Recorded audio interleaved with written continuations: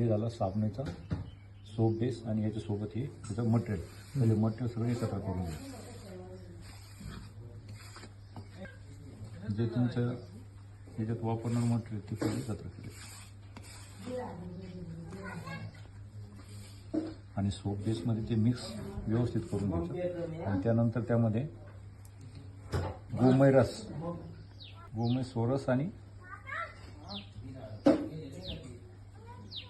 निमार्क हा तेच आपण वापरायचं.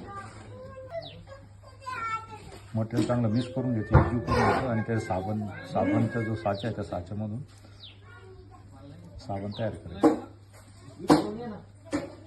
भीमसेनी कपूर,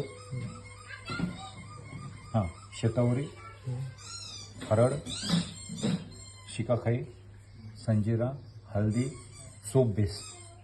सोप बेस हा 3 घटकापासून म्हणतो. लाल माती, मुलतानी माती आणि शेण हे त्याच्यापासून तयार केलेलं आहे.